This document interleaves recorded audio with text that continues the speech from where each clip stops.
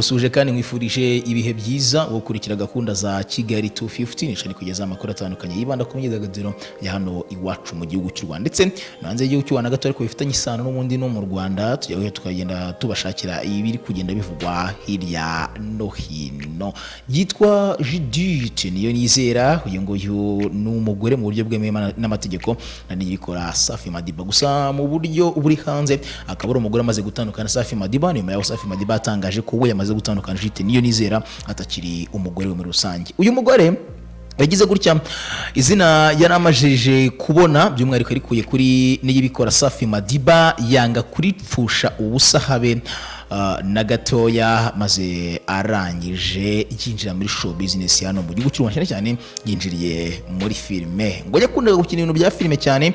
Uyu mugore Judith niyo nizera yanabikinnye kuva kera kiri muto ndetse no hanze by'umwihariko y'u Rwanda ngo yagize gutya ngo agakinamo filme ariko by'umwihariko kubikina hano iwacu mu gihugu cy'u Rwanda ngo cyari ikintu cy'agaciro gakomeye cyane kuri Judith niyo nizera ndetse akanashoramo n'imari ze hano mu gihugu cy'u Rwanda. Uyu mugore n'ubundi ryazira n'ubundi yahawe na niyibikora Safi Madiba ntago yigeze aripfusha ubusabe na gatoya dore ko kuri ubu ngubu yamaze kugaragara ari kumwe n'icyamamare nakwita mpuzamahanga by'umwihariko muri Afurika ariwe Diamond Platnumz. Afite mu biganza bye umugabane wa Afurika muri rusange by'umwihariko muri Afurika y'Iburasirazuba. Uyu mutipe nakubwira ko ari umwe mu bayoboye cyane muri East Africa muri rusange. Judith niyo nizera yagaragaye mu masaha muri 22 ashize ku rukuta rwa Instagram posting ifoto ari kumwe na Diamond Platnumz. Ni ifoto igaragaza Judith niyo nizera mu gakweto keza rwose kari class mu ipantaro nziza rwose imeze neza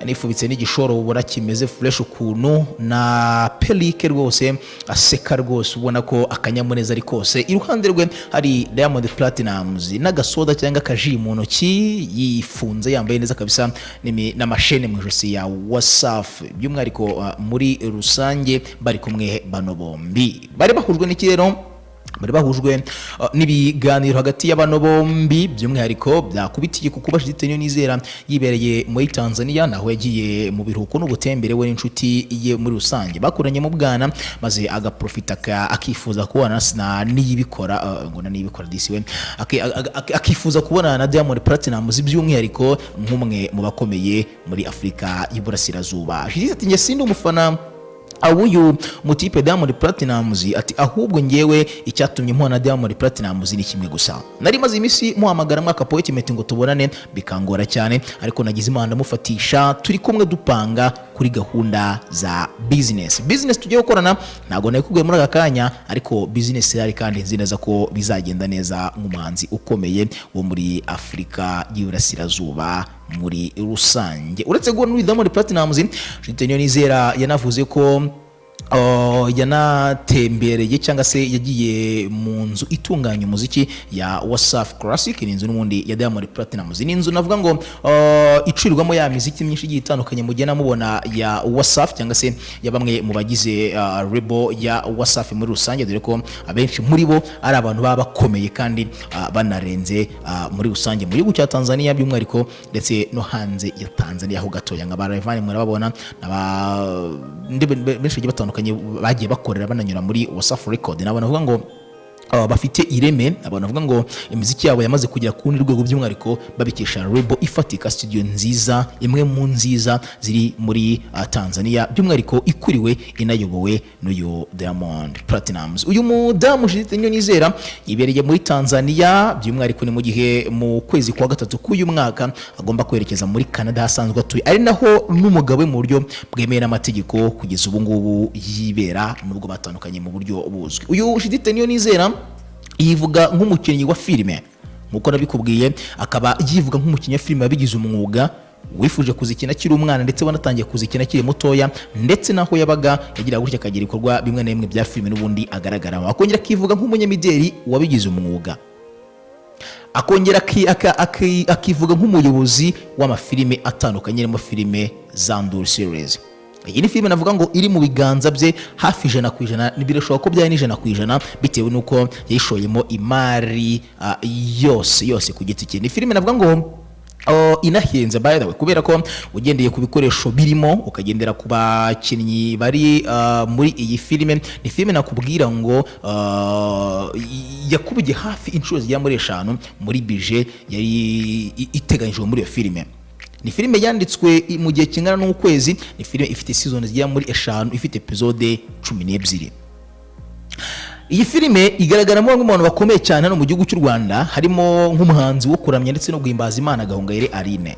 Aline Gahongayire amaze iminsi myinshi cyane atagaragara mu ruhando rwa sinema, ni nyuma yo gukina muri filime Ikigeragezo cy'ubuzima ari Mama Samuel, by'umwihariko wari umugore wa Paul. Icyo gihe ndabyibuka neza nibwo Paul yavuze ati Mama Samuel nuko atarabona umushinga navuga ngo ujyanye nawe, at any time nabona umushinga cyangwa se projet ya filime navuga ngo imukonvense azagaruka muri sinema nyarwanda. Akunda filime cyane, nta kintu cyatuma asigaruka muri filime nyarwanda, binatuma n'ubundi uyu Aline Gahongayire aba umwe mu batekerejwe na Judith Niyonizera kuba yagaragara muri filime y'uruhererekane yitwa Zanduru. Abenshi bateye komanteri bavuga ko ari ubuzima bukomeye bw'induru Judith Niyonizera yahuriyemo nazo mu rushako, ubwo yemeraga Safi Madiba ko yamubera umugabo, bikaza kuza kurangira n'ubundi bibaye Zanduru, ntibabashe kuba bakomezanya urugendo rw'urukundo. Iyi filime irimo umuraperi Fireman, ni filime navuga ngo ya mbere mu gihugu cy'u Rwanda